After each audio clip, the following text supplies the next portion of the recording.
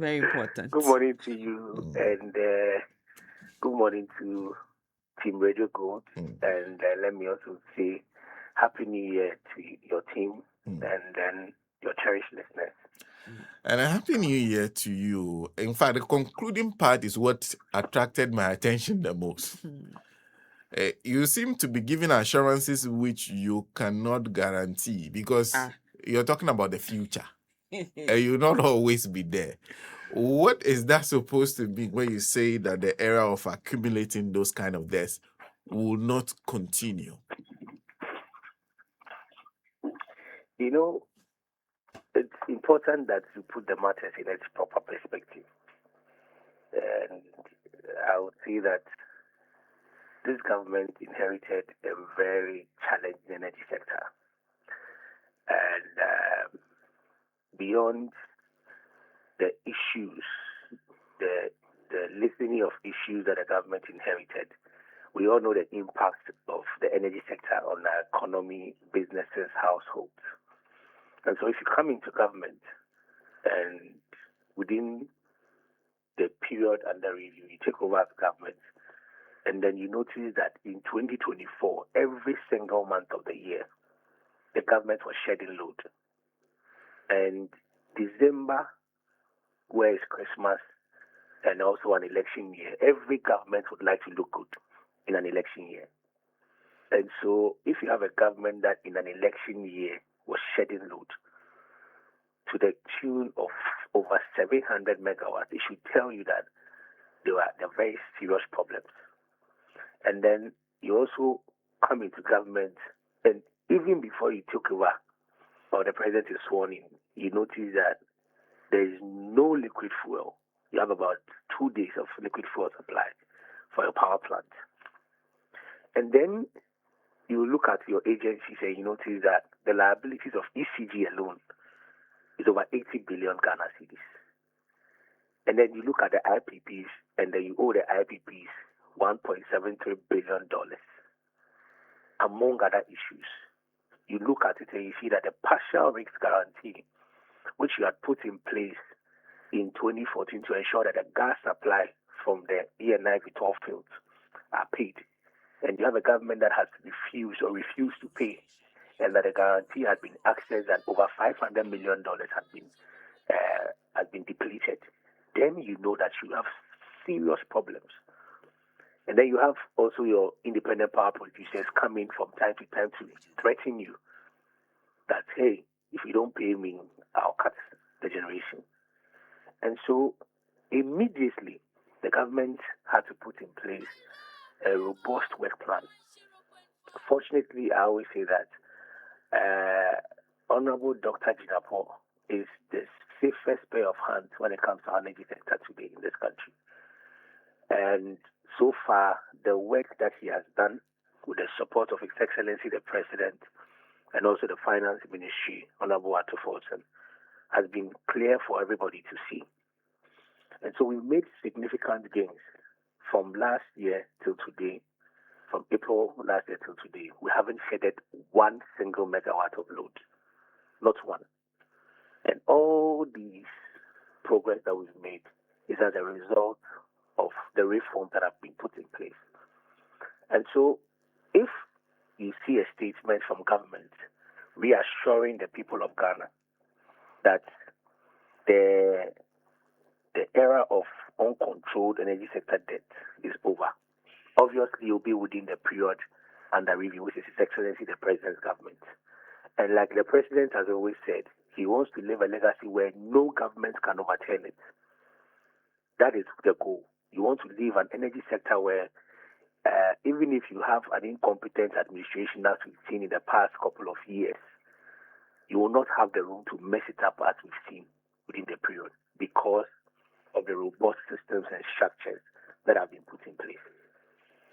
And let's start with the things that have happened over this period in terms of the payment of debts. The first thing I'm talking about is a partial risk guarantee. Explain that exactly why that was secured and what you mean by it has been depleted. Okay, so in a layman's term, let's say you and I have an agreement. The The agreement is that I'm going to put in place, I'm going to supply you gas. If I supply you the gas, you're supposed to pay for the gas you're consuming. But because there's a possibility of you not paying, you put together a guarantee that if you don't pay for the gas you're consuming, I will access that guarantee. And so the World Bank put in place that guarantee for the Sankofa gas project to give the investors the respite and the confidence they need that the government of Ghana will be paying for the gas consumed. Over the period, the previous administration was consuming the gas, and they were not paying for the gas. And so you had the partners access that partial rate guarantee of over 500 million. And in fact, to be specific, it was 597 million, so almost 600 million. You're just less than 3 million shy of $600 million.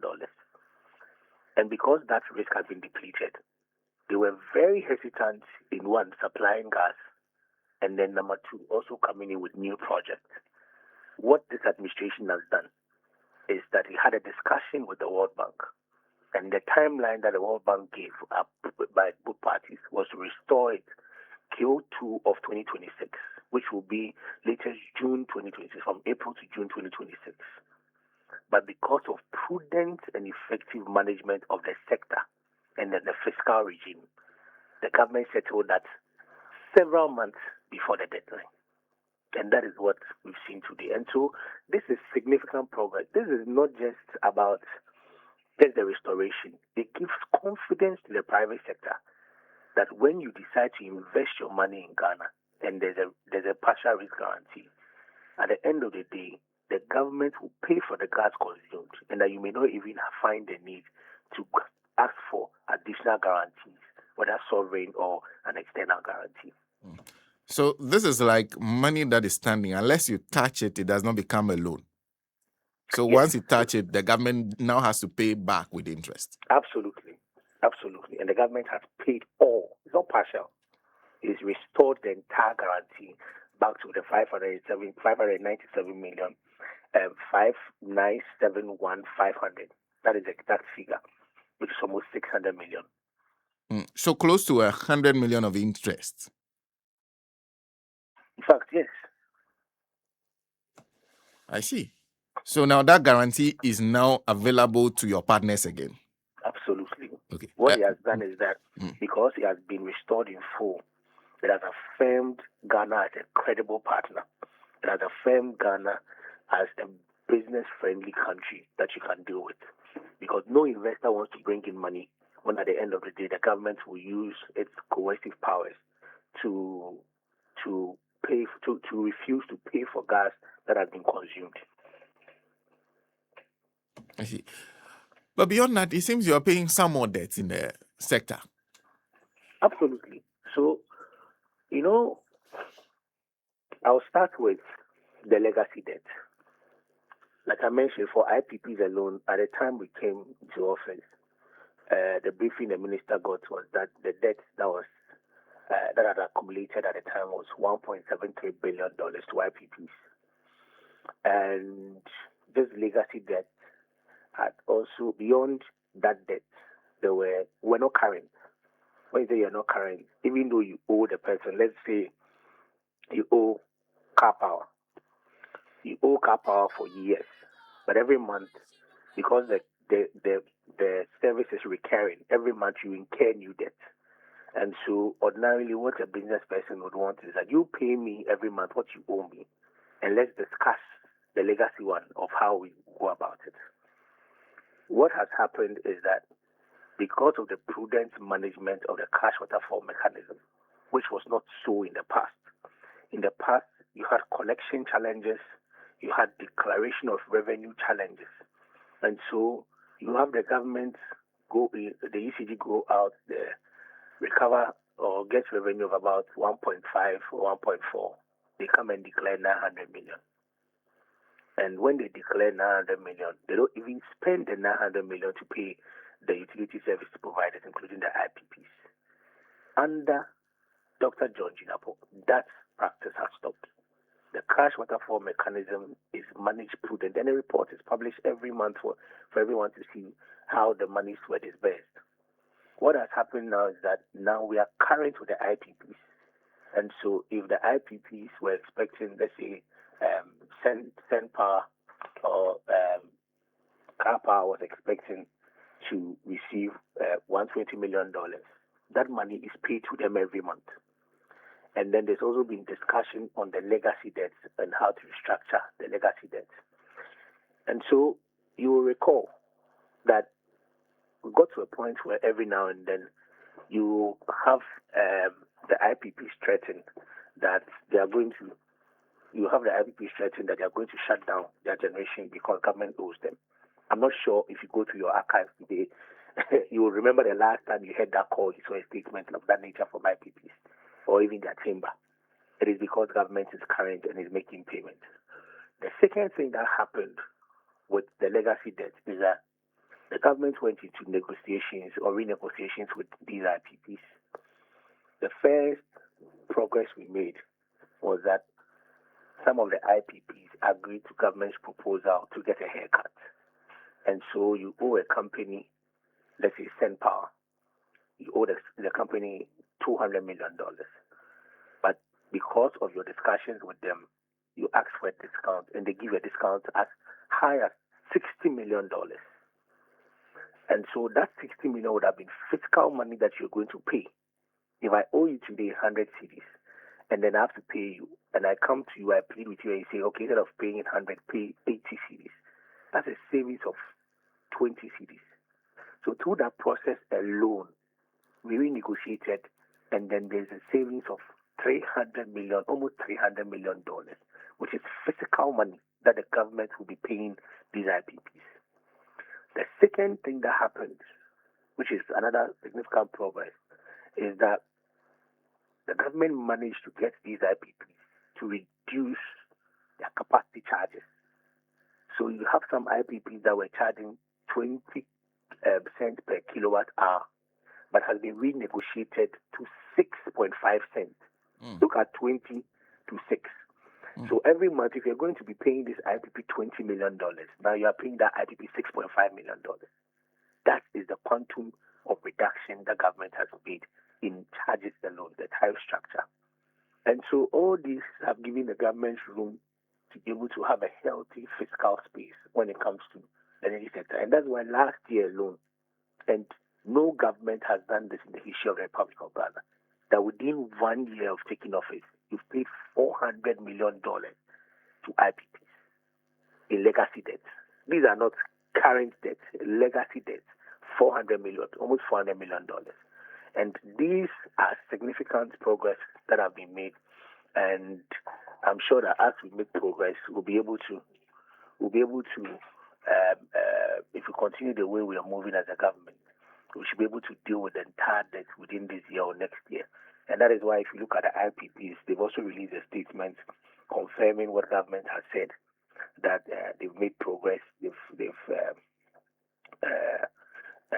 confirmed receipts or settlement of legacy debts, and then they are even assuring government of their renewed commitment to the energy sector as well. But are you current with them when it comes to the IPPs, for example? Yes, they're current with them as of now. So every month, what they're supposed to receive, they get it. Some, in fact, initially when we started the management, some will get about 80 to 90. But for a couple of months now, they get 100% payment. 100% payment? 100% payment each month. How are you doing that? Because in the past, they were collecting, the same people who were in charge were the same. Some collections were being done and were supposed to go through the same cash waterfall mechanism. What has changed with the management of the cash waterfall mechanism? My brother, it's just prudent management. One, prudent management. Number two, improvement in collections. You'll recall that the finance minister mentioned that collections have increased. ECG's collections have increased by about 90%. This is because of the policies that government has put in place. One of this critical policy will be payment of power consumed by the states and its agencies. In the past, you had a system where the state agencies consume power and they will not pay. But His Excellency the President approved, his cabinet approved that all state agencies will pay for power consumed. What the President and his cabinet did was to give an exception. Even with the exception, it's not that they will not pay for it. They will pay, but they're going to use their budgetary allocations, the goods and services to make those payments. And so after today, everybody is expected to pay. Number two, ECG has also been, it's improved, its collections have improved. We are not there yet. We are not at 100%, but we've seen improvement in that. What it means is that you are getting more money in the cash waterfall mechanism. And number three, which I deem is the most important, is the prudent management. Because what has happened now is that when they get the money, they don't spend the money on unnecessary procurement. They don't spend the money procuring thousands of containers which will sit at the port and incur demurrage. In 2024, ECG's procurement was about 9 billion. As at end of quarter 3 of 2025, ECG, with all the improvements we've seen, their procurement was just around 1.2 billion. So look at the quantum difference. 24 around 8 billion, around 9 billion, 23 around 8 billion, 27 around 22 around 8 billion. So in 3 years, they did almost 30 billion. And then they procured a whole lot of mess, which led us to the container issue. That is not what we are seeing today. And that is why today you are seeing the monies coming, and the monies are going to the people that must receive the money, not because ECG sits at its office and then spends the money anyhow he wants. Explain the situation in Talo and the Jubilee Field partners, because you're saying you are holding constructive engagements with them. What is their peculiar issue? Because the issue is currently... Okay, so let me just say this, that currently there are some issues that are outstanding. Talo has initiated arbitration proceedings, which is currently ongoing. His Excellency the President holds the view that that matter must be settled immediately. The government shares in that as well. That arbitration precedes this administration. And over the period, there's been several discussions to find a lasting solution to this. And that is why, in the interest of good faith and even the environment, last year, Talo committed that they are going to spend about 2 billion. They signed an MOU with government. And so the government is taking steps. The Minister of Finance, Dr. Atufos, and the Minister of Energy and Green Transition, Dr. John Chinapo, they've been having discussions with Talo together with His Excellency the President to settle all outstanding issues. And that is it. I'm sure that the next couple of months there will be progress made, and then the notice of arbitration or the arbitral proceedings ongoing will be withdrawn. Even though you seem to have made some progress with the payment of 393 million in legacy to IPP debts, I realize you said 1.73 billion was your briefing. So there's still a lot to pay. Do you have a roadmap for doing that? Absolutely. And that is why I mentioned earlier that there's a work plan that the government is following carefully. And if you look at the work plan and the progress that has been made, even exceeds what the government's work plan was. So if you're expected to make payments in April, and then you made a payment, April 2026, and you made a payment in year one, of course, that's significant progress, which will mean you still have more room to make these payments. So there's a roadmap, agreed roadmap with the IPPs that we're following clearly. And I'm sure that very soon there will be another announcement showing that these legacy debts have been dealt with. And let me conclude with one other area, because I recall vividly when the past administration was in power, one of the things they were fought over was an attempt to ensure that VRA, whatever they generate, is consumed locally, because VRA said they were exporting some of the power so that they make up for the shortfall in the lack of payment to them for power that they actually give to the state. So VRA, there's Ghana Gas. Are they also receiving the same treatment you're giving to the private players? Yes, we're doing that. So the cash waterfall mechanism is not just for the IPPs. includes payments to state institutions. And if we don't protect our state institutions, at the end of the day, we'll be in trouble. And so it's not just the private, it's utility service providers in general. So fuel, those who supply fuel, those who provide services within the sector, the state institutions as well. So VRE, BUI, all of them are part of the implementation of the cash water flow mechanism. And so it's not just them. And this government has also made its the policy that moving forward, if we look at our energy mix, we should allow our state institutions to be strong in there. And so you recall that the finance minister in the budget announced that the government intends to bring on board 1,200 megawatts of power. That 1,200 megawatts of power will be state-led. What it means is that VRA will be the one to take charge of it. And so if you would want your state institutions to be robust enough, why won't you be making payments to these state institutions? And so they are very much covered as part of the reforms that is ongoing. Thank you. Thank you very much for speaking to us. Thank you very much for that. And I wish you the best of the week. That's Richmond Rockson, who speaks for the Ministry of Energy on the matter of a statement they issued on the payment of debt. One place particular is the depletion of the partial risk guarantee that was arranged by the NDC in 2015 under Nana Addo Dankwa-Akufo-Addo. They've had to pay that back in full with interest, $597 million that was paid. The partial risk guarantee was $500 million US dollars.